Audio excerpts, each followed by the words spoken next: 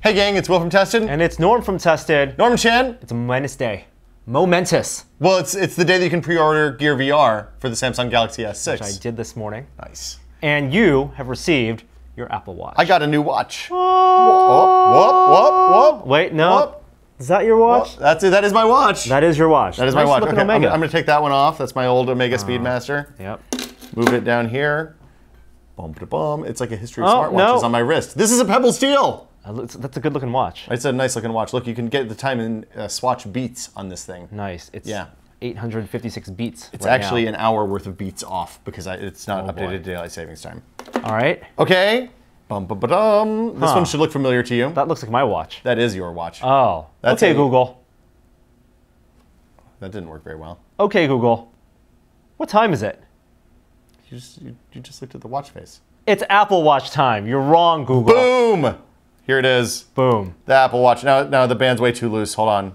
All right. So today, Apple Watch came out. Obviously, we got ours. And what we'll be doing today is giving you an explanation of how it works, what the setup process is like, and some of the things that you can do with it. Now, Apple Watch reviews have been out for a while now, but a lot of things weren't released yet when those reviews came out, such as the applications. And this is just the first of our testing. That's exactly it. So the out-of-box process is pretty easy. You basically plug it in, you fire up your phone, you go to the Apple Watch app, which I was already in. Oops. Go to the Apple Watch app, and you pair it by pointing the camera at the phone. It's not even a QR code, it's a weird, like, organic-looking thing. Okay. And then after a minute, it steps you through a process. So you have to tell it, you log in with your Apple ID, you tell it, you answer a bunch of questions. It's the same as setting up an iPhone or an iPad or anything like that, with a few specifics. It asks you which hand you're going to wear it on, so that determines the orientation, stuff like that. Because you can wear it on your right hand if you're left-handed. You can wear it on your right hand, but then the scroll wheel is upside down. The crown is upside down. So let's look at the hardware a little bit. Snap this hardware, get this thing focused in. So this is the Milanese band. It's a million little links of steel. I don't know if you looked at this up close. I think it's really gorgeous. It's really pretty. Something I realized, you cannot unravel the whole thing. No, so some of the bands that are loops, like this one, will actually fit through. I'm going to take it off here so you can see. But the Milanese loop has a metal clasp on the end where the magnet lives that's too thick to go through the hoops, which is intentional. So you can't just yank it out. So if you have a hand that's bigger than if you have a hand that's big. If you're Andre the Giant, you're not going to be able to wear this watch. Okay. This is the big loop for what it's worth. Couple of things you can see how to pop off the watch. I'm going to just do it. It's a little tricky on this one because the magnet tends to grab on to the band all the way through. Basically, you just jam a fingernail down in that little hole, in that little button there. Okay. And you'll be able to see it better when I get the band off. But you jam a fingernail down in this button, and then it just slides from side to side. I didn't have any problem actually doing that. People said that's one of the coolest things about the design is how easy, how the strap mechanism connects. Because it's not like a leather watch where it goes through the entire back. Or like on my watch, or I assume your watch, you have these little tiny pins. Yep. Any standard pin system, just like sit the in Pebble. there, and you can't. You have to use a special tool or a tiny little screwdriver. So let's demonstrate that really quick again. There's a button. I see the button. So there's a button right here. Yep. You push the button. I'll do it on the top because it's easier to see now. But you basically press the button in with a fingernail, and then it just kind of slides. Huh. And how secure is it when that's locked in? So I've just had it for 45 minutes at this point, but once it clicks into place, it doesn't move, you see. Okay. So I think that they actually did manage. I mean, I haven't used it enough to know for sure, but I feel like they probably did make something that you can actually use and swap the bands out on a regular basis. Because it is, like, it kind of wiggles for a moment, and then it clicks in. You can feel it if you want, but it's... So for the mainstream versions, there's obviously the aluminum one, and this one is the steel one. It looks a little shiny. Yeah, so the shiny or matte are the two differences. The aluminum both come in black. I'm going to put it back on so I can keep showing. Ooh. Well, I didn't unmagnet enough. Okay. Looks like that shows that it's a pretty tight magnet. Yeah, the magnet's surprisingly tight. I tried when I went to the Apple store to do the try-on. I actually tried to yank it off of my wrist, and it's like it wiggles a little bit. But if you do a runner, you'd have to do some pretty intensive force to actually get it off. And we're talking about it being able to magnetize on every part of the watch. So right now it's right there. It doesn't need to be completely on center. that's still magnetized, but if I can there. It snaps back on. It folds back on itself when you take it off.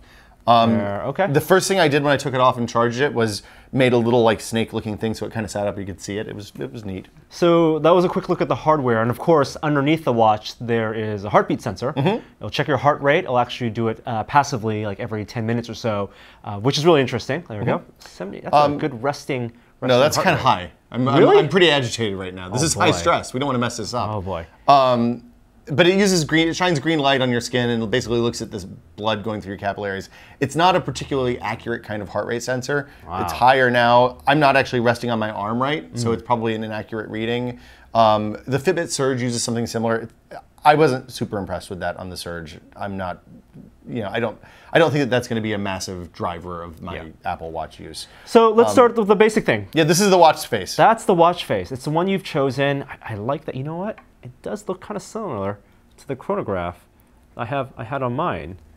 That's not a chronograph. Or just the analog watch face. Analog watch face. Okay. Similar. Okay. So what can you go? What can you? Well, let's show the watch faces first because there's a bunch of them.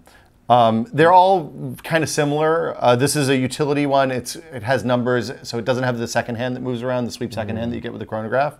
This is a stopwatch basically. This one is just all of the crap that they call it the modular design, and it's basically data. As much crap as you can cram on here at once. Numbers and data. Yeah, I don't like that one. Simple has just a normal analog dial, 4 of the what do they call it? Complications. Yep. So that's what they mean by complications. It's the information surrounding the dial. Yeah. So. And I'll show you. Well, let's get into customize. We'll do the simple one. So you can customize this by turning the crown. Basically, you can turn everything off, have nothing, or you can go anywhere in between. So if you just want to have minute marks, if you just want to have hour marks and minute marks, if you want to add numbers to the outside, you can do all of that. And this right here, what you're demoing is specifically for this watch face. They're all a little bit different, and you force press to go in and out of those. So if you're looking at this one and you want to say customize this or change watch faces, you just press hard. Okay. And you get a little bit of a taptic feedback when you do that. It just gives you a little bit, hey, I noticed you were pressing. So anyway, you can go into the simple watch face. Once you've customized the first thing, you can change the color of the panel. Again, you can do this with touch, I think, but it's easier to use the force touch. Yeah, see, you're going back and forth between the touch and the dial. It's a little hard because I'm trying to watch the monitor and steer with the monitor, and hitting the crown with the finger on that I'm not looking at is difficult. There go your complications. Here are the complications. This one has 5. Most of the faces that are analog have a day-date option. This one is only date. Sometimes you can put the actual day of the week as well. And then you can tap down to the other ones and change among the many different complications that it offers. It's a lot of normal stuff that you find on watches, like moon stuff and temperature and alarms and stopwatches and world clocks. There's also stuff that you can only do on a smartwatch, like calendar and weather actually is one of those. Cool. Let's show some other faces. And here's the thing that I didn't realize. Most of them, like some of them are specific to each one. So like these two on the bottom may not have the same options. Got it. Like this one has I think on this one they probably will just because of the shapes. But if we go back out and go over to the chronograph, for example, which is where I spent the most, which is where I spent the most time. When you go in here, like this one doesn't necessarily have the calendar stuff. It just has world clock, whereas the bottom ones are a little bit bigger and will have the calendar stuff. It's designed. Yeah, I mean, they clearly thought it out so that you can't make an ugly watch face. I don't know how I feel about that exactly. I kind of like to have a little more control over stuff. And it comes with all these. Apple hasn't said yet whether they'll let people design watch faces. I would assume that for the time being, they're not going to. Yeah. It seems like the word on the street is that a lot of the stuff that they've done has been to minimize maximize battery life. Yeah. Show me Mickey Mouse. You want to see Mickey Mouse? I would love to see Mickey Mouse. I gave a girl a Mickey Mouse watch like this when I was in high school. So, it's come full circle. What? And they all tap their feet in unison. If we had 10 watches here, all the feet would be tapping at the same time. Adorable. Yeah, it's super cute. Adorable. I think the solar one is kind of a neat design. It basically is just, those maps of the ISS that show where the ISS is at any given time? This shows you where the sun is in relation to its zenith, and it's whatever the opposite of a zenith is. That's cool. You don't need to ask it, when sunset is. You can just look at that line. But if you want to put a sunset, this one doesn't let you customize at all. If you want to put a sunset complication on, you can. I mean, that's on a lot of the options. So I like the chronograph. I was kind of hoping I'd be able to make it look exactly like my Speedmaster with the 3-dial chronograph. There's no option for that. You're stuck with the 2 dials you want. But you do have a stopwatch built in, and when you tap the button, it just starts. So it's there. You can do splits. You can pause it, and when you hit this, it goes back to a normal watch face. Cool. So it's pretty cool. I mean, like, it's not as functional as, say, the Android Wear watches where you can actually change the watch faces and apps can provide their own watch faces. But it's a good start. I hope that they'll eventually let us, at least app developers, do custom watch faces. Light on dark. It wants that edge-to-edge bleeding into that bezel. Now, you can actually do, when you get to the color on some of the faces, you can scroll all the way down to the bottom. Oops, other way. And it'll do a white watch face. So, I mean, that's a standard thing on fancy watches. Yeah, I'm curious if that will use more power. I'm sure it will. I mean, there's no doubt. Yeah. Okay, so now apps. One of the things that it does when you set it up is it asks you if you want to install the apps that are on your phone already. Because it turned out I had about a dozen apps that were already on my phone that worked with the watch. So if we so this, what you're just showing there, is the app menu. This is the app menu. You can zoom in and out. You get to there by pressing the digital crown. Got it. I hit the timer thing. So you hit the digital crown once, it goes out. You press back, it's back. You can zoom in and out. It's kind of like their home button. This is the home screen. This is the home screen equivalent. So basically, I'm going to scroll back in so I can see stuff. But no pinching. No pinching. Pinching doesn't. You can't see it. Nope. It doesn't do anything. That's why the reason it doesn't do anything is because you can't see it. Yeah. Like there's Slack, Uber, Runkeeper, Pay by Phone, the thing that we use to pay parking meters in San Francisco. Chipotle. I didn't get the Chipotle app. I don't like white rice in my burritos, Norm. So this is Overcast. It's basically a tiny little view of the whole thing. Performance on this app was shockingly good. Yeah, some people were worried that anything that's related to an app that pulls the phone would be laggy. Of course, I say that, and then there was a little bit of lag at the moment I said that. But I can scroll through my complete list. I can control everything. It's much easier to get to this than it is to unlock my phone, navigate to the screen that has the app, and on down that list. And to browse that app menu, that whole home screen menu, you're pressing you press the digital crown. And to launch it, you're tapping, like for example, tap Fandango. Okay. So yeah, I mean, you tap. Like this load time is. It depends on the app. It varies from app to app. Yeah. Fandango is hitting the internet, so it's a little slow. I'm Batman. I don't know why he says I'm Batman. I haven't even opened this one yet. It looks like that's movie quotes. Oh boy. I don't know. I probably don't have Fandango set up on my phone because I just had to reinstall it a few weeks ago. Okay. However, I do have Slack set up on my phone. Yep. And you can see our conversation in here. And then it's loading. Yep. Okay. So it's hitting the phone, which is then hitting the internet, which takes some time. For things like this is an example of things it's pulling from your phone. Yes, okay. This is one that's pulling from my phone. With Uber, which I'm not going to do, you can hit the button and it will just get a car wherever you happen to be. This seemed to take a long time to load too. The things that you're glancing at your phone most often, for example, it's email and it's Twitter. Let's show Twitter, for example. I don't know if I have Twitter on the watch. It's on the left side. Really? Oh yeah, sure enough. I don't know if Twitter is set up on my phone because I use a different Twitter client. Yeah, seems top like trends. Hey, guess what's the top trend right now? I bet it's Apple Watch. It's the Apple Watch. Oh, here we go. Adam Rogers says something like that was pretty fast. I felt like that was a reasonable amount of time. And that's pulling data, on command. Basically. It is current data. That is a tweet from probably a second or 10 seconds ago. So what can you do in terms of replying? You want me to reply to Aisha Tyler? Sure. Backstage at the Talk's 1000th episode. Hey, congratulations. Here we go. Will Smith says, that's cool. Congratulations on 1,000 episodes. And it worked. Tweet. Oh, it gives you the option. Yeah. You did it. I'll send the tweet. Why not? Everybody fave that tweet. Go find that tweet and fave it. So there are a lot of applications. I was surprised by compared to, say, the iPad launch, there were a ton of applications for opening the watch at 10 o'clock on the morning of launch. My question is, are these applications, are they all like the watch counterparts to the applications you have installed in your phone, or are they watch only? Like, is there a differentiating factor? So right now, the only apps that you can get are counterparts for the watch. There's no native apps for the Apple Watch. And I don't think we expect to see that until at least like the 6-month software update. Now, can you organize this? Yeah, you can. It's a little tricky. I haven't tried it yet, but you want to experiment? Yeah. Oops. I double tapped because it was slow responding. Because I imagine you know what? You do that on the phone, so we'll do that in a little Got bit. it. Okay. You want to talk about glances? Glances and notifications are kind of the last two big things. I feel like the default apps are pretty good. I'm probably going to get rid of some of these because I don't, for example, I don't use default mail on my iPhone. I'm not going to open the phone app for obvious reasons. And I didn't sync photos over yet because that seemed like it would take a long time. Yeah, we've demoed the photos. You can view basically a huge list of photos. We'll do the whole thing. We'll do a big video soon. This is just the teaser to see how it works. Let me go back to the home screen. I'm getting ready to send you a notification. Oh, well, let me turn the watch off then.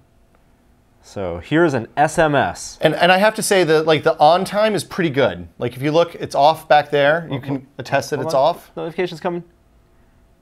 I sent the text. Come on. It says it's sent. Now via SMS to Will Smith. My phone hasn't gotten it yet. Oh no. This could be a problem with AT&T and or Verizon. There we go.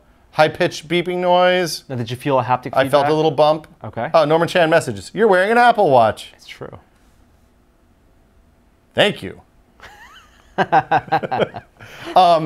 can customize the responses, which I like. They didn't always do that in iMessage. They have for the last few versions on the iPhone. So you can have your 5 most common responses. Yeah, like if you always tell your wife, "Hey, I'm leaving home. Do you need me to stop at the store?" Then you can just program that in. Is that per user or is no? it? It seems like it's overall. Got it. I would hope that over time that'll get smarter. So you were trying to show Will earlier how fast the watch turns on, because the default state for this watch is off. Yes. Is the screen off, and when you twist your wrist, theoretically it comes on almost immediately. And let's see how fast And the early reviews complained that it was too slow. So it's off now, right? Yeah, it's off. I'm gonna put it back down, flip it up, it pops right on. Oh, hey, Andrew wants me to send him a message. Or actually, I asked Andrew if I could send him a message. Let's do a drawing message. Hi. And then it just kind of goes away. Ooh. This is literally the first time I've done this. I don't know anybody else who has an Apple Watch right now. Wow. So you can draw question marks. It kind of looks like a question mark. And then when Andrew sends something back to you, it'll be like a notification pop up. It will be like a notification. I don't know how the heartbeat works. Is the only thing. I thought it was back? 2 fingers. You have to go back. Go back and is only drawings? What if you want to send a emoji? That would be. Oh, here we go. There you go. See, that's where Heartbeat. you can choose. 2 fingers. I thought I did that. Huh. Make his wrist go You're crazy. just tapping. Yeah. It's not real time. It's sending these in a sequence. It's like a secret SMS or something like that. It is. Yeah. I was a little bummed because I was hoping that I would be able to open up my wife on my phone and tap and she would feel it immediately. But it seems like there's a little bit of a lag time. Now, to get to Andrew here, you didn't hit the crown button. You hit that side button. So that's all this button is for. This is the friend button. So I'm going to go back to Andrew. You have 12 friends. Eventually it says if you want to have more friends, you got to get rid of some. You can circle through them. So for example, and it picks the pictures. It's kind of bad about framing the pictures. Oh. So Jared, not a good frame. All body. Yeah, you got to have headshots for this or else it's going to look funny. I'm going to send Andrew one more message. Thanks. Oh yeah, how precise can you get? Oh, that's pretty good. That's not bad. I mean, it's also my 5th favorite George Lucas movie. So yeah, that's kind of the high points. Oh, glances. Yes. We haven't talked about glances. So when you swipe up from the bottom, these are kind of like widgets more than anything, it seems like. I haven't used a ton of them yet, but you can, the one that I immediately find useful is this one, which lets me change things like silencing. It also silences your phone at the same time. So, well, maybe silence doesn't do that. When you put it in Do Not Disturb, it puts the phone in Do Not Disturb immediately. Oh, Andrew sent me a sketch. Ooh, tap to view. I'm glad it wasn't a penis. Clearly just a flower. Nice. Broccoli. I don't know how to send, I can't get the... Oh boy, it's happening in real time. Oh. See, he's able to send hearts. Maybe my fingers are too fat. I don't know. Oh no, there it goes. Oh. Do you feel it? Oh yeah, it's super creepy. So is it, the haptic engine, it's tapping you? Yes. As the heartbeat pulses. Wow. That's a kind of intimacy I don't want with most people. You've touched his heart. I've touched his heart. Okay, thanks Andrew. Let's go back to glances. That was Andrew Cunningham from Ars Technica. Yes, thanks, Andrew. The only other person we know with an Apple Watch this morning. So when you hit that Do Not Disturb button, the middle one with the moon, Norm. Hold on, let me get it. Okay, tap it. And it goes off immediately. Yeah. So some stuff, see, hit the airplane mode. See, that one doesn't do it. Hit it back. Okay, it'll reconnect. It'll probably take a sec. Silence didn't do it, it seems like. Although that's a switch on my iPhone, so maybe it does. And I just don't have an indicator here. Okay. You can make it silent. You can make the phone ring. So if you lose your phone, that's a really useful feature. Killer app. Yeah. Yeah. Swipe over. You can put as many of these on as you want. A lot of the apps come with them, like Dark Sky has one. We'll see that in a sec. This is just the normal now playing thing. So this plays whatever you were playing last. So for example, if I have Overcast playing over here, it's going to be Overcast. So we're talking about tapping into the media playback of the phone, which can be any app that uses the API. Yeah, it works just like your car's Bluetooth thing does for all intents and purposes. Doesn't need to be iTunes or Beats. And if the app you're using has custom controls for left and right, it pops them too, which I think is nice. So for example, Overcast lets you fast forward and rewind 30 seconds. Sometimes that'll be fast forward, sometimes that'll be next track, whatever makes the most sense. Okay. This is the heartbeat. We showed that a minute ago. Power button. If you hit this button, it'll put it in like super safe watch mode, so it only uses the minimal battery. So when you get down to 10% at the end of the day, you can hit that. This is the activity mode. We'll talk about that more in the full review. I haven't had time to use it yet. This is the calendar view. There's not a fantastic cal view yet. There's a lot of interesting granularity just from a surface level on like what apps can do, what default apps can do, whether you mirror the functions that are on the phone or you just you set up custom views for the watch. So you have a really nice fine granular control of notifications, which is super important. I'm interested to spend some more time with that. This is interesting because in the Google analog or on Android Wear, what you get on the watch is basically your Google Now list. Yes. And that is not programmable. You don't choose the order. It's whatever Google thinks is appropriate at the time. And it's also a vertical listing. Here, you're pulling up from the glance at the bottom and then scrolling horizontally, plus you're able to add whatever glances you want. So, for example, here's the glances menu. A lot of things are controlled by the phone, obviously. Yeah. This is, I mean, obviously you can go down here, and these are all the apps at the bottom that have views. I installed a couple more this morning, but it's a pretty good list. There's actually a featured page on the iTunes store if you want to see right now. Some of this stuff is super useless. Like I can't imagine what Creative Cloud is going to do that I want. I'll turn that on and mess around with it later. I tried 1Password, which let me put, for example, the most commonly used passwords on the watch. So the things that, like, it also puts it behind a passcode, so you're okay. And we should talk about the security stuff because I haven't figured it out entirely yet. But it seems like as soon as you take the watch off of your wrist, it wants to use it needs a passcode before you can use it again, which seems like the right thing to do. Then as long as you leave it on your wrist, you don't have to put the passcode in again. Yeah. So there's a lot of apps here. I have no idea what they do. The one that I'm super interested in is the camera remote, because I think that is a cool thing just in general. So I'm going to get you to hold that. Okay. And then I'm going to go up here Here's to the camera. And, hold on. There's Norm's hand. And let's see what that latency is like. Not too bad. A little bit. It's a couple of milliseconds probably, it looks like. Maybe a quarter. That's pretty good resolution. Looks pretty good. It's better than the remote camera apps that I've used. Put your other hand on the watch while I take a picture. On the other hand on the watch? No, on the watch. Feel the watch. Okay. Oh, wow, I can focus. Oh, that's super cool. Can I do exposure adjustment? Well, no, I don't think I can do that. Focusing is But cool. when you tap the shutter, it does a haptic. Here, I'll hold the watch. You tap the shutter on the watch. Oh, that's it does a little. That's weird. It feels like a shutter. That's really weird. Anyway, and I presume you can go back and forth between the video and stuff like that. I haven't done any of that stuff yet. And then we also talked about you can rearrange that home screen grid at the top of this watch menu. The watch app just crashed. Launch day problems. Oh, there it is. Okay. Okay, so you can configure. You have real granular control of your notifications. You can go in and see. Well, this is a special one because it's activity, but you can go into Calendar and say, okay, here are all the things that I want to see. You can turn them off individually.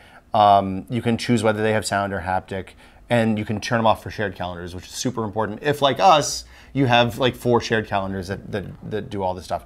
And if you don't want to fool with any of that stuff, you can just say use the same settings on my phone.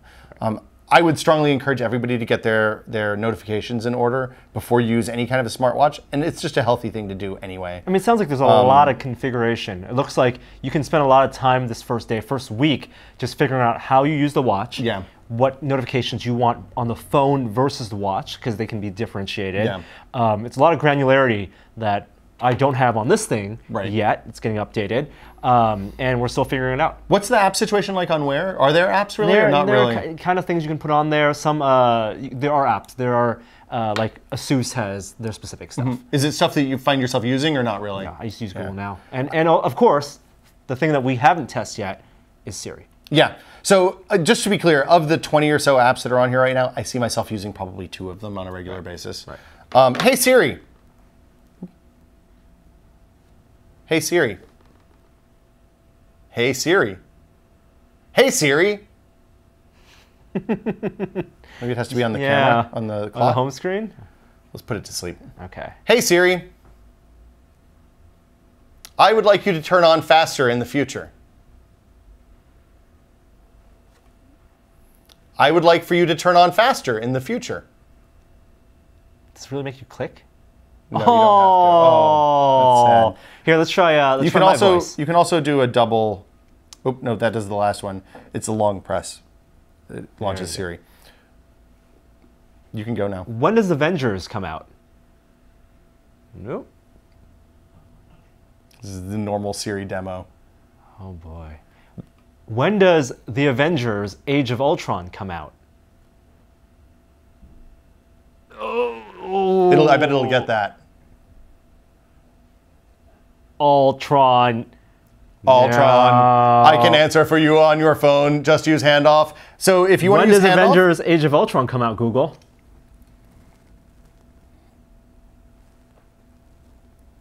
Oh, well, it worked for me. She's looking. Yep. No, I don't want to wait that long. I'm sorry, Norm. It's 29 years until the Tron. Wow, that's terrible. That's a Wolfram Alpha answer. That's weird. I haven't used Siri yet at all. Hey, Siri, send Norman Chan a text. Hey, Siri. Hey, Siri, send Norman Chan a text, please.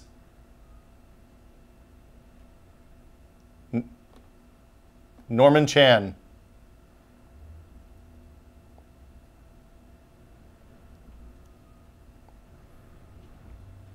Send me your emoji, your favorite emoji. I think all these emoji are terrible. But there is the standard one. If you scroll down. If you go far enough, you get to real emoji. Go. Send me the poop. Canada's favorite emoji. Is it really Canada's favorite emoji? Where I never know where it is. Is it one of the hand gestures?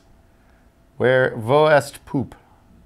Oh wait, hold on. So many emojis. There's a little bit of chunking here too. Yeah, it's worth noting. Wait, did I just miss it? This is the slowest I've seen it. That's a nut. Overall, like first impressions, I was surprised by the performance. I was expecting to see it a lot slower based on the early reviews. Apple did say that they were going to continue working on it in the interim between the 2 weeks from when the reviews hit and now. I missed the poop. I don't know where it is. Oh, it's unfortunate. It does seem like just using the interface for a little bit, the responsiveness of the primary interface is pretty good. But obviously, a lot of stuff will get cluttered by how deep dive you dive into the apps you tie it to, how much data is getting pulled from the phone, and the Siri stuff. You'll need to develop a pattern on which you activate this that's going to work best for you. I think that's exactly it. I think a lot of it's figuring out what works best for you. The notification stuff, literally, I can't overemphasize how important it is to trim down your notifications. Even if you're not buying a smartwatch, trim them down. You'll be much happier. If your phone goes off 12 times a day instead of 200, you're going to be a much more sane person. Right. So anyway, that's our first look at the Apple Watch. You'll be wearing it for as long. For a while. So we want to show a size comparison. A lot of people asked. Like this is a Speedmaster. This is a little bit on the small side of men's watches. You can see relatively same size. Thickness. Relatively, I can't get that shot. About the same thickness. The Apple Watch is a little bit thicker. Yep. It's a lot smaller than your watch. Yeah. It's a little bit bigger than the Pebble, I think. So a little tiny bit bigger. Not quite as thick. So there you go. It's the Apple Watch. Apple Watch out First today. impressions. If you're curious about it, we're going to do a full video in a couple weeks, or you can go to your Apple store and try one on. Yep. Until then, we'll see you next time. See you guys. Bye.